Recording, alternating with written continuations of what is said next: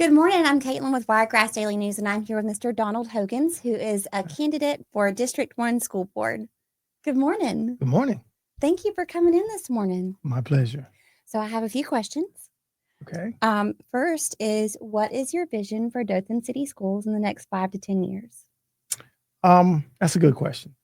My vision for Dothan City Schools is that all the schools in our district stand on equal footing. Mhm. That regardless of their where they're located, their social or economic status of the neighborhoods or what's have you, um, the education quality, the including the structural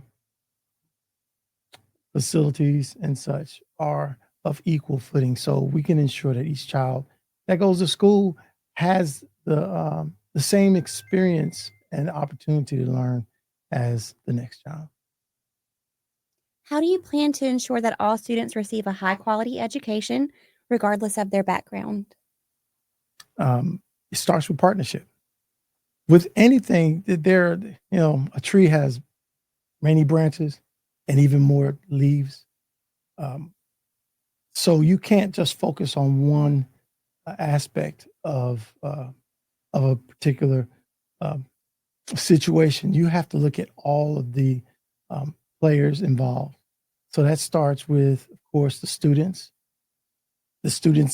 their personal life, the families that they come from, and the environment that they come from, the teachers that are there, and the life experiences that the teachers bring to the table, and of course the administration that sets the policy around those elements. But you've got to bring all of them together, and they've got to function.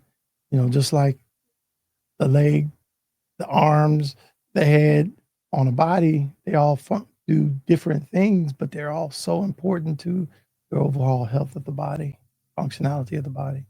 What do you believe are the most important issues facing Dothan City Schools today, and how do you plan to address them? Without a doubt, it's the underserved and the under prioritized communities. The one thing about Dothan, and I've been in this community now for over 30 years. I've lived here for 20. Um, and the one thing that can we kind of lose sight of, at least what I've seen from my perspective, is that we tend to gloss over Dothan as a city. We have to recognize that Dothan, it has its shiny parts, but it also has areas that we need to work on. And one of the things uh, are making sure that our communities uh, are addressed effectively to try to bring their standard up so that um, in turn, the children that are coming from those communities get a higher standard. And then, of course, when they come to school, there is more, you'll have more effective education going on because less extenuating circumstances uh, will be at foot, to kind of work against the education process. So, yeah, we just need, I mean, I'm not trying to live in some utopia world. I understand that we live in a real world, but we can't ignore the obvious. So we've got underprivileged, um, underserved communities. And so the children that are coming out of those communities are at a less advantage of those who are coming from more affluent communities. And a lot of times the attention that's given to them and the opportunities afforded to them, they reflect those differences. What steps will you take to ensure that all students have equal access to educational opportunities? That's a great question because if you ask some people, they'll tell you the opportunities are there, and they're right. I mean, there's no doubt about that. The opportunities are there. But here's the thing, you know, Paris is there, Hawaii's there, every place is there. But if you don't have a pathway to get to those places, they might as well just be in a, you know, in a fantasy world. And what I'm trying to say is that there are opportunities that are available to all of our children, especially here in Dothan City school system. But if you don't know how to get to those, you don't have that. If you don't have someone to help guide you to that, then they might as well not exist. And so you can go from K to 12 and not access the things and the opportunities and the advantages that are afforded to you, and at the end you come out empty.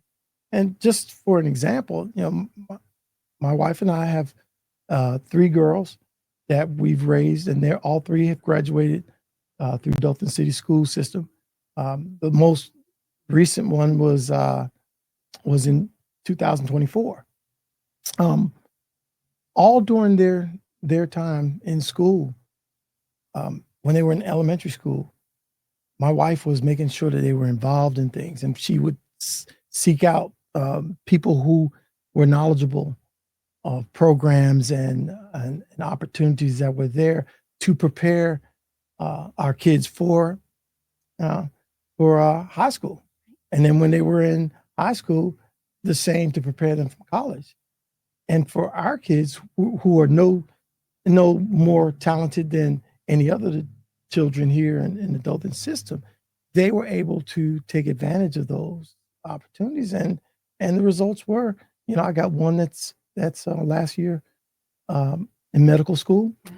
I have another who's graduated with honors from Auburn, and our third one is she's in Spain right now, but she's finished up her freshman year at Yale. Wow. So, but Congratulations. well, and congratulations to them for allowing us to help guide them, and that's the key. A lot of kids are not going to be, they're not going to initiate this stuff themselves. You have to have mentors. You have to have people who they can trust and who can help lead them down the pathway to success, whatever that means for them. Everyone's not going to go to medical school or Yale or college even, but success is still success. And that's what I want to help bring. How do you plan to support students who are at risk or face challenges such as learning disabilities or poverty or language barriers? We live in a time that is so awesome. When I was a kid, we had the same type of issues in the classroom. And we just kind of powered through it. If, you know, a child will come into the classroom and that child didn't speak the language, they just had to sit there until they figured it out. I mean, that's just the honest truth. But today's, with technology, AI, language, translating programs and other applications that are out there, I would love to see us take full advantage of those technologies, bring them to the classroom, give the students an opportunity to experience the value of using those type of things. And yeah, I mean, again, no one succeeds 100%. There are going to be ebbs and flows, but it's the effort that makes the difference. I want to be a part of that. How will you promote diversity and inclusion within the school system? This is probably one of the more challenging times for that. And we call it DEI or whatever you want to call it. Here's the thing. Everyone knows that we're all equal. Whether you're talking race, religion, creed, gender, whatever the difference is everyone knows at face value that no one should be held or treated differently because of that. But we live in a real world, and those things are there. So what we need to do is first off acknowledge it. Hey, you know, it exists. Now, I don't, and this might be someone's thought process. I don't support that. I don't, I'm not, I don't see people differently, and I understand that. But sometimes it's not you treating people different. It's the fact that they live in a world where things are different for them, where one person can walk up the stairs that have been forged, to climb to the top of the mountain. Others have to climb the rocks, and even others have to try to scale a flat cliff. It's just the reality we live in. So I think that we need to do our very best to try and even the opportunity plane for everyone. It's like, listen, just because you're in the know and you have access to what is available, if you don't share it, if you don't, and your mindset is, well, I figured it out, you figured it out. Well, it's not really always true, because some people have people in their family who've already been there, who've already walked there, or maybe not in their immediate family, but in their sphere of influence, while others don't have anyone that they can look to. So that's where you want to try to bring everyone into the same access and opportunity and knowledge. Knowledge, as they say, is the key. Yeah. How do you plan to support teachers in the classroom? Oh, my thought with supporting teachers is that teachers should have functioning classrooms. They should have appropriate furniture.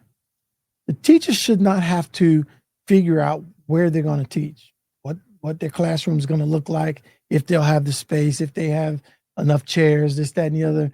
I saw some chairs out in the in the hallway. Let me grab those right quick. It shouldn't be a scrounging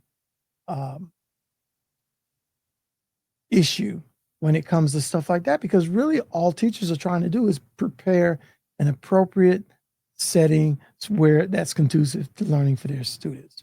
So I would like to support teachers in as far as their classroom preparation is concerned, the environment. Also support them when it comes to dealing with students. Students are little people, if you will, just like us. So we have attitudes, they have attitudes. We all have situations. They wake up on the wrong side of the bed, just like we do.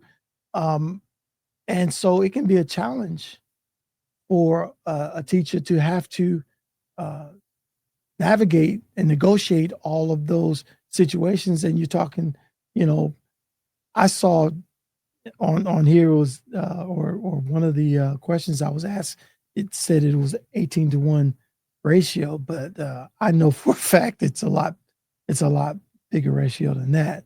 So if you're dealing with 25, 30 students as a teacher, you need to feel like your administration has your back, as you will, that they support you, that they respect your professional opinion. And also teachers, being human, they have to make sure that they're putting their best foot forward, their best face, and presenting that to students too.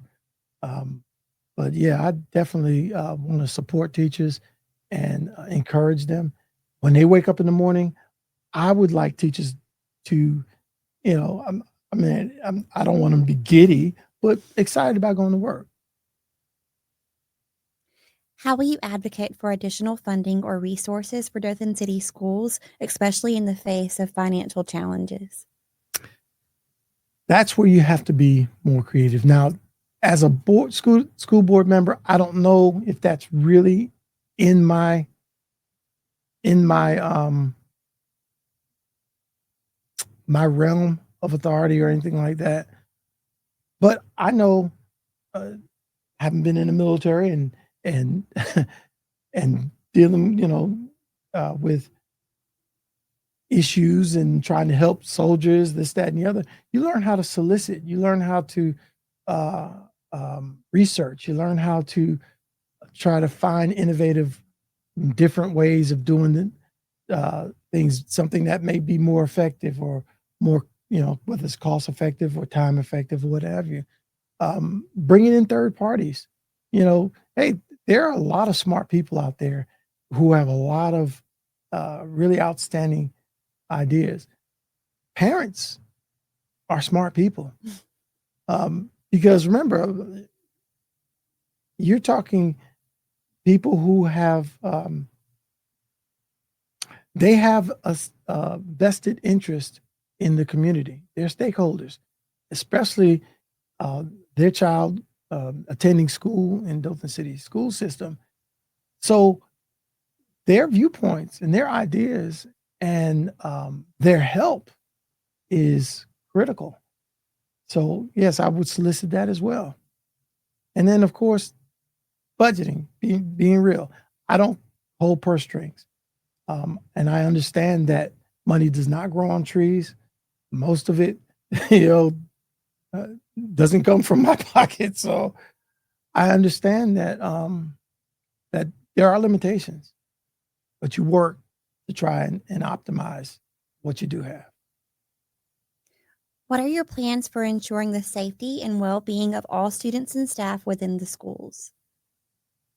Oh, I totally support our security um, policies as far as it pertains to um, weaponry and drugs and stuff like that. I mean, they have no place. They have no place really uh, in society as far as using them as ways to intimidate or hurt people, obviously. But in the schools, students should be able to come to school to learn and have fun. I mean, it's not just learning; it's having fun because when you go to school, you're gaining a life experience. It's going to it's going to continue with you. So um, I could not imagine going to school concerned about your safety as far as is someone going to come here and try to do me harm. Or is this a place where it's more dangerous for my child to go to school than it is for my child to stay at home? So the policies and the measures that are taken to ensure student safety, ensure that our schools are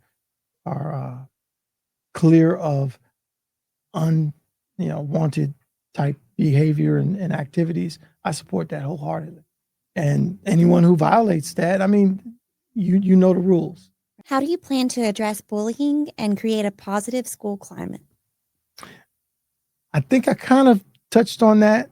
Um, Bullying is a little different. Now, when I was a kid, I experienced that. You know, I wasn't quite as big as I am now, and you know, and it was. I remember how it made me feel.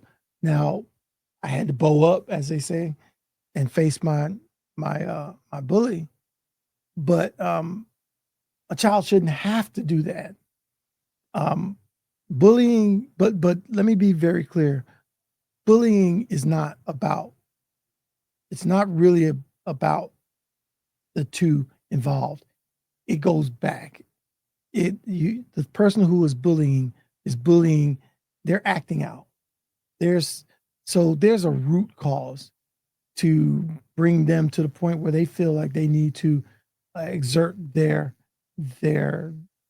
will and dominance or whatever on another child, or make fun of a child, make them feel bad, and usually it's something because they're in pain. Now, kids are kids, not excusing it at all. Because my bully, nah, man. Uh, But what has to happen really, there has to be good social behavior, training and counseling, those kinds of things have to take place, and it really, really does start at home. It's sometimes you can't get there, but those are the things that you can maybe force a child to stop bullying, but you're not going to take the act out of them. You got to figure out where it's coming from and then address that and help them understand that, that's not the way that you go about, interacting with people. And those who are bullied, they have to understand, look, man, this is not your fault. You don't let that circumstance take over your whole lifestyle and ruin your day, as they say. How do you plan to engage parents and the local community in the educational process? You bring them in. And what I mean by that is every decision, okay, there are some decisions that you make as a board member, because I'm going to relate this as it pertains to the school board, in my view. There are issues that you vote on, policies that you consider, that really are more technical or what have you, and there and you use your better judgment. But the majority of issues, you as a board member should know or have felt a pulse of the community, because um, those 6 seats, 7 with the chair of the school board, they only represent their districts and represent the city of Dothan as the chair. Um, we have to realize that there are people out there who are going to have to they're going to have to deal with the decisions that we make, or work through decisions that we make. Their children are going to have to live with that.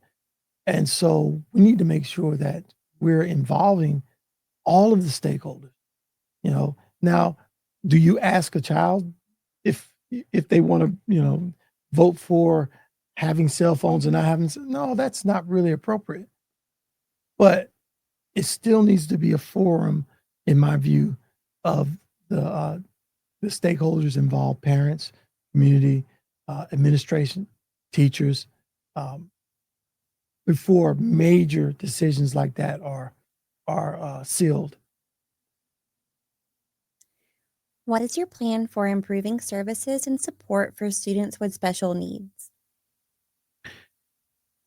I'm an instructional system specialist, and that what that is, I design instructional uh, e-learning and lesson planning and stuff like that, curriculum material. I understand that. I'm not an expert on special needs by a long shot, but there's a process that we use as instructional systems designers. It's called ADDIE, ADDIE. Stands for uh, analysis, design, development, implementation, and evaluation. I would go about um, the same way if I was trying to negotiate how to improve services uh, and such for special needs students. You can't just come up with what's, hey, it sounds good. Let's build this or that, give them more access here or there. You got to do an analysis of this thing. And in the analysis, you find out, hey, through the analysis, you found out, hey, we have some shortfalls here, or this is where we have some gaps, or every time this situation comes up, we tend to get a negative response, or we're having problems there.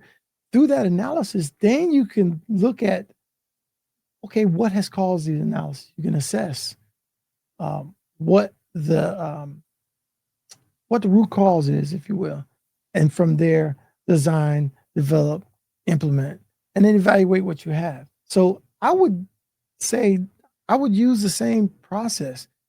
Now, the thing is, a lot of reasons why people don't use a process like that is because it can get tedious. It can be a little time consuming.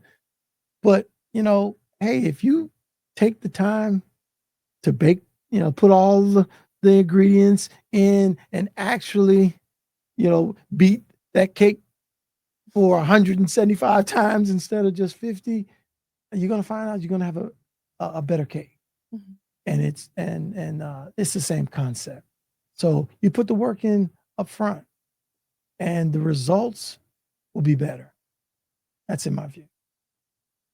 What is your plan to address the condition of school facilities, including maintenance and upgrades? So my first step is, again, the ADDIE process. I mean, it's just a good way of dealing with problems. So you assess your current conditions and of the school and facility, conduct that cost analysis because nothing happens for free. So we realize that is the major hurdle to get something that is within a cost, acceptable cost. And then you compare your costs with your allocated budget. It's going to cost this much, but this is what we have. And from there, you prioritize your maintenance.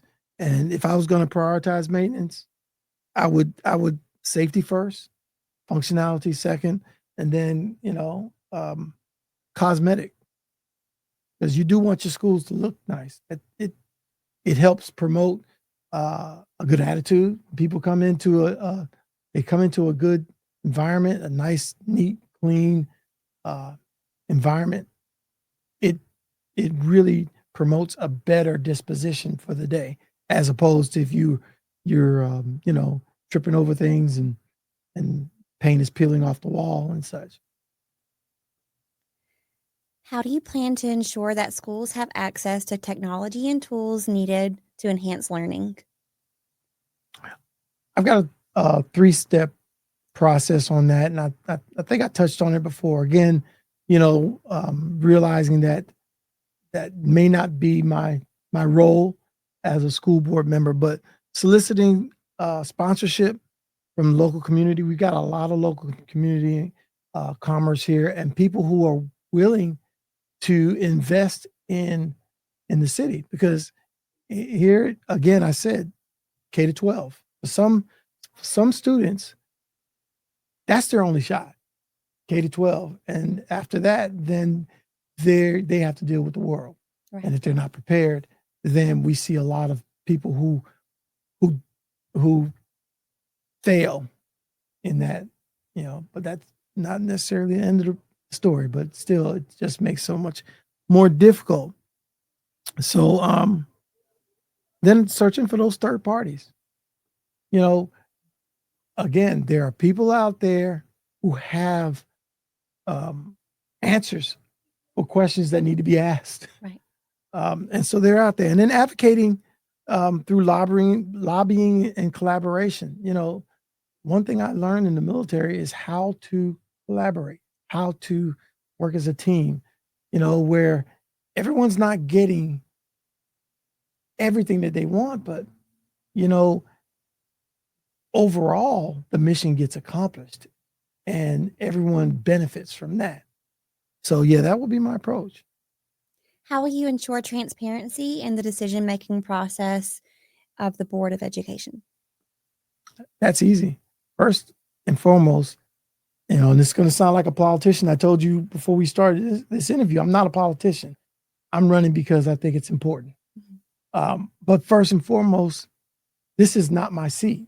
Mm-hmm. This is the seat of District 1. I'm hoping to become the voice that represents District 1. But my transparency obligation is to them. Now, let's be very practical and real. There are, you have to use discernment. There are things that are of public knowledge and should be shared, and there's other things that are more maybe personal or confidential, whatever. I'll hold true to that. I mean, that you have to be That's a part of being a professional and understanding that. But as far as transparency, such as I don't have, um, let me, I was going to say I don't have anything to gain, but that's not true.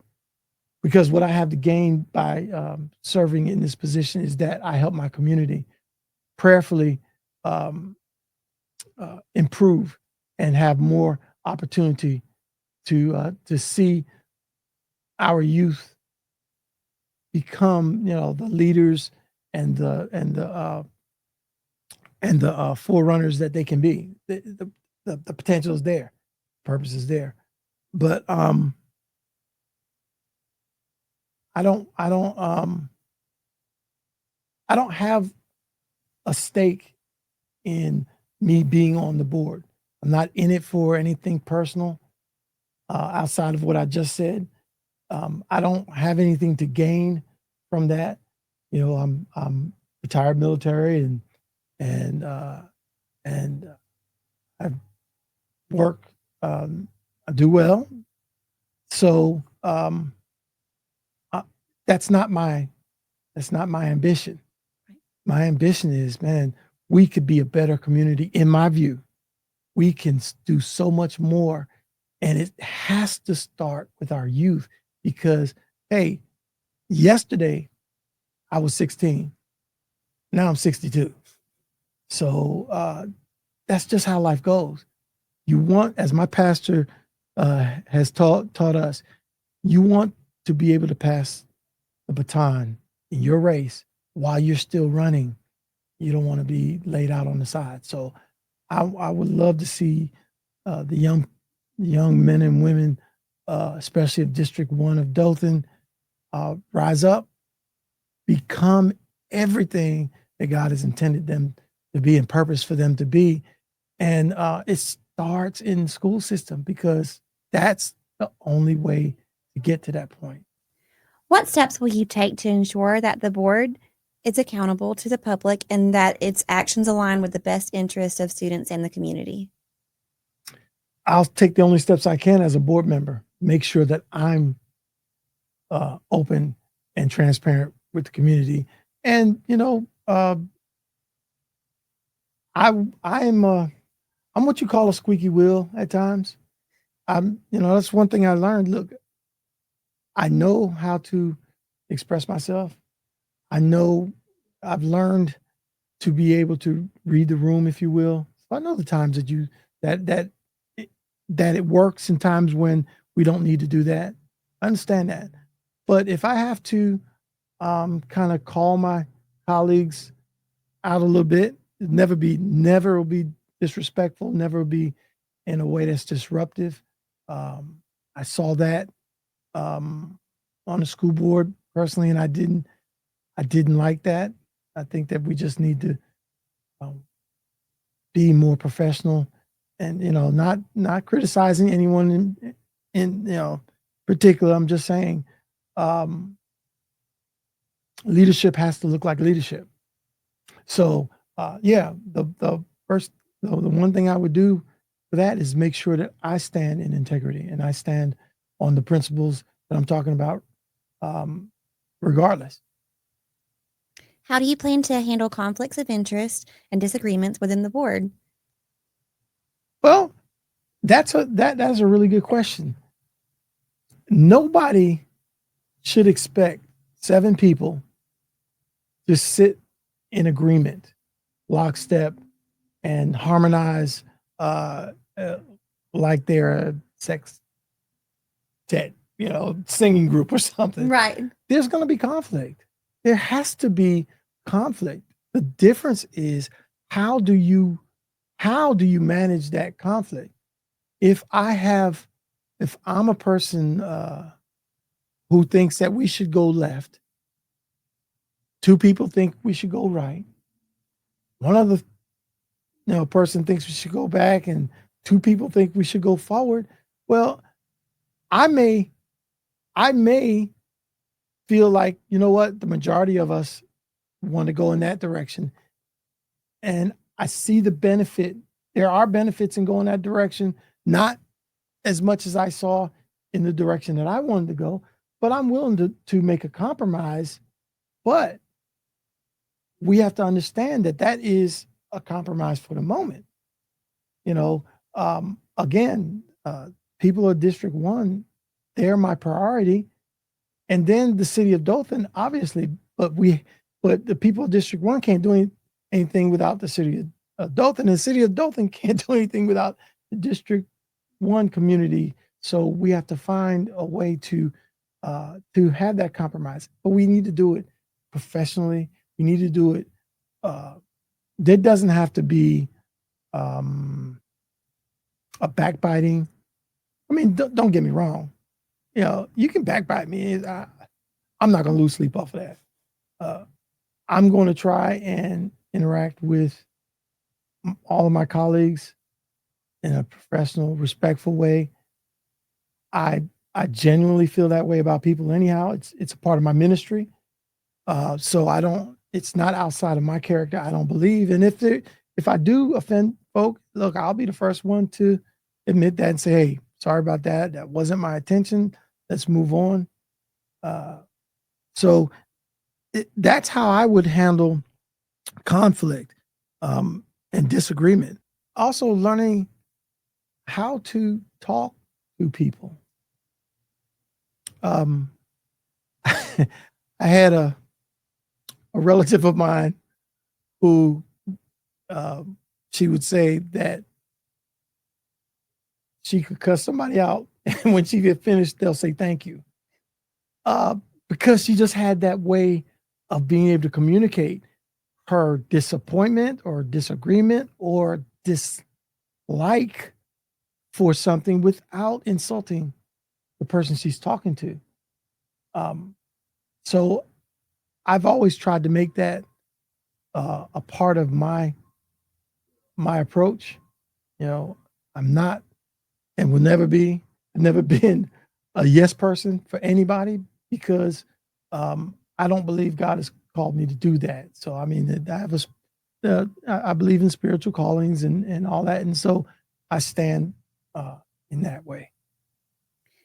What role do you see for technology in enhancing education within Dothan City Schools? Oh, I think I touched on that earlier, and I'm not I've not changed my position on that at all. Technology, you know, I've got a bachelor's degree in computer science, and the reason I chose computer science was because I just love technology and what it offers. Now, my girls will tell you, I'm not a big social media guy. Okay, I'll get on social media, but that's not my big thing. But I love technology, and because anytime you can have assistance in you being excellent at something, that really excites me. So I would love to see technology used to the highest extent. Now, let me make something very clear. Technology are not the technologies like AI and all, they're not teachers.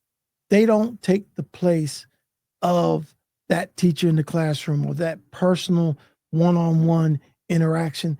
They're tools. And just like if you're working on a car, you want the right tools. And you can fix a car with a crescent wrench. You know, and you can, probably do what you need to do. But boy, if you had the socket wrench kit and the torque wrench and all that stuff and all these little fancy tools that are designed to help you work more efficient, do better work, and all that stuff. Welcome it. Mm-hmm. So I'm hoping that Dothan will embrace that. I certainly would advocate for it. And but also technology is nothing if you don't know how to use it, take advantage of it, and keep it in its place. How will you ensure that all students have access to modern technology and learning devices? Oh, well, again, if you have it at school, then they should have access to it. Now, here's the, again, out of my that's out of my role as a school board member, as far as um, making sure that students have um, access to internet at home. But this is something that we need to voice from our community to our representatives um, in government, local government, state government, federal government, where you know it's easy to say that certain things are handouts or they you just give them. But here's the thing: when you when it's something that makes you better, when it's something that helps you succeed, and you're denied access to it, it's it's like a it's like you lame a person. Mhm. It's crippling. It's like I can never really get ahead because I'll never have access to this to these tools or what have you to show what I can do or to learn how to be better. So it's one of those things where you know you've got to provide those avenues to success to children, no matter where they are, and of course, we're talking money and budget. I got that. But there are some things that we're pouring money into that really don't benefit the whole the whole body of students. And so we have to be careful that we don't focus. I mean, there are going to be times for stuff like that. Don't get me wrong, but we need to make sure that that we don't hamstring students' ability to succeed, especially those whose opportunities really are from K to 12. Why are you running for School Board District 1, and what personal and professional experiences have prepared you for the role? Why am I running? That's a great question because um, I was approached a number of times, and I you know, initially said no, it's not. I'm not interested in that. I've got too much going on at the time. The first time I ran, my girls were pretty young, and I was doing that. So, um, and then I'm heavily involved in my church, and so I have a leadership role there. There's a lot of time. I'm a praise and worship leader, so there's just a lot of things on my plate. Plus, I work full time. It's like many of us. Mhm. So um, my initial response was, no, I really don't have time for that. But then after talking with some people, and they kind of, you know, asked me to kind of look at my city Mhm. and ask yourself, do you think we're going in the right direction? And I think the key to it was when we had the big shift in our schools where they closed down the magnet schools and such, and when I went to that brief and I realized I was like, man, we had two high schools in Dothan. Why? And those types of things kept tugging at me. The fact that when they went to magnet schools, which I had no problem with, and disclaimer, my girls, all three of them went to magnet schools because my wife jumped through the hoops and did all the paperwork and um, to put them in that in in that environment. But I looked at when uh, how they put this thing together. You know, we had four middle schools at the time, and they took two of the four middle schools and made them into magnet schools. Which that sounds great, but at the same time, the magnet schools only admitted those who were accepted. So there was a limited uh, um, population of students that were going there, and then they left the other two schools for the remaining majority of middle schoolers. So basically, you had two magnet schools with, you know, a reasonable population. They, that 18-to-1 ratio was working there. Mm-hmm. And then you had the middle schools, Gerard and Honeysuckle at the time, and they were stuffed to the gills with students. And the the biggest thing that I saw there was a lot of those students there were all sharing the same struggles. Mm-hmm. And a lot of them were from my district and District 1. Um, and I didn't think that that was right. I didn't think that that was the appropriate way of doing things. And because these are public schools, and, you know, and basically, in my view, they, basically privatized two public schools, and the students were hurt by that. Right. So uh, after that, that's when I was like, well, um, I want to affect change in this, because for this to happen, people had to agree to it. Right. And in my view, and just in my view, um, maybe they weren't considering, or maybe it wasn't affecting them, the students that would be affected by that. So here I am. Now you asked me. Oh, yes. Go you ahead. asked me about my credentials. Yes. What qualifies me? So I am educated. If you, I guess that's a way of saying it. Whatever. I got an associate's degree through Enterprise State College. Liberal arts, but I was very proud of that. Can I give a quick background? Absolutely. For me, and the reason I am as passionate about this as I am, one of the core reasons is my own experience. Now, I'm 62 years old and proud of that too. But when I was growing up in Jacksonville, Florida, played football at Robert E. Lee High School. I'm very proud of that too. We were very good.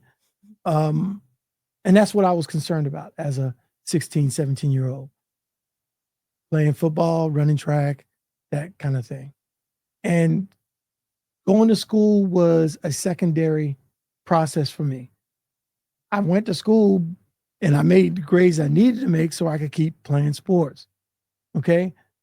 That doesn't make me a bad student. That makes me a 15, 16-year-old, right, 17-year-old.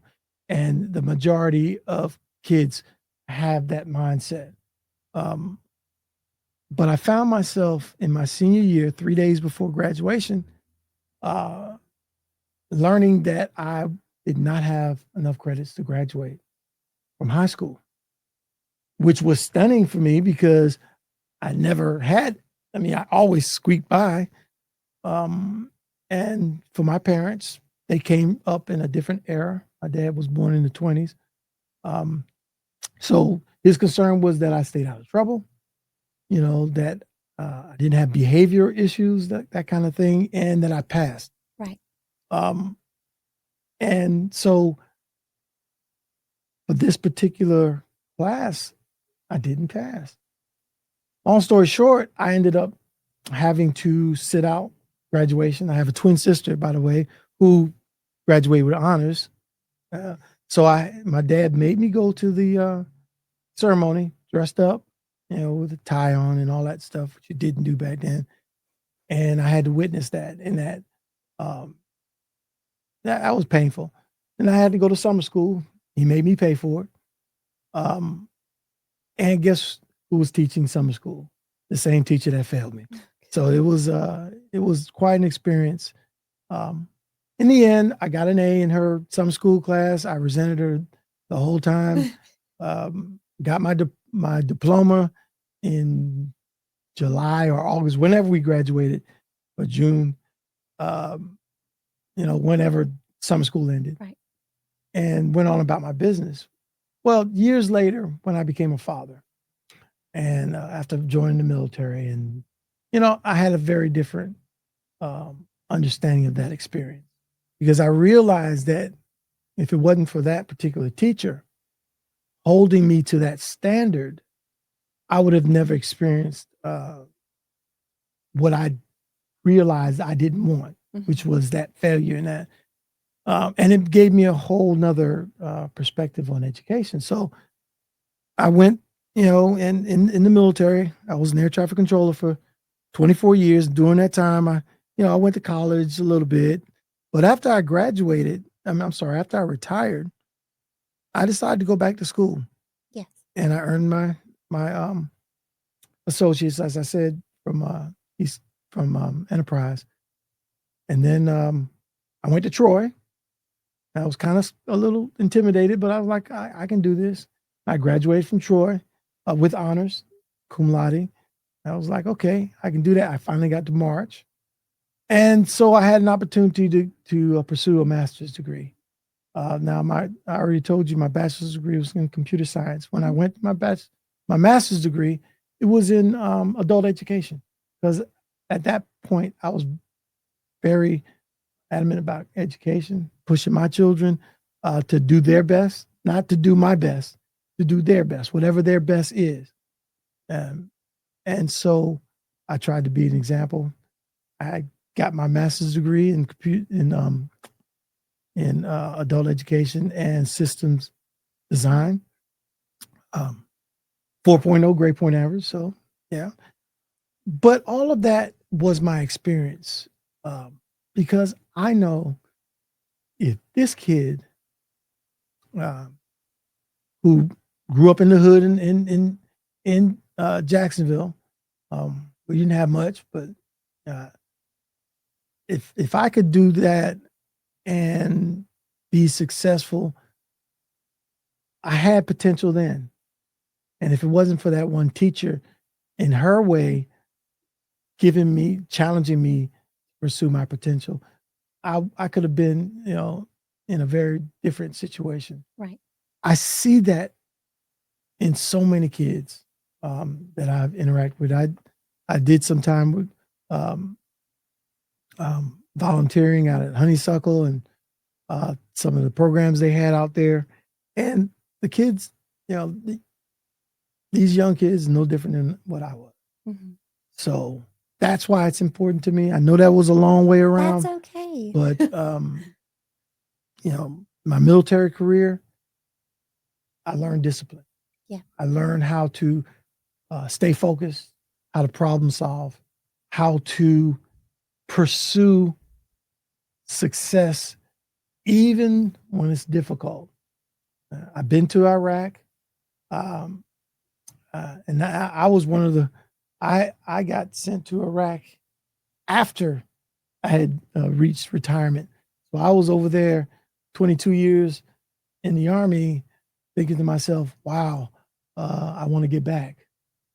And so all of the challenges that I've experienced in my life, for me, have, I believe, prepared me to be able to function well in this role. I'll say this: I think it's time that we that we. I think it's time for a change in perspective, in ideas, and approach. Just a little more, a fresher idea on how to do things, and I hope to bring it. Well, thank you so much for coming in, Donald, and good luck on your election. Thank you Thank you very much.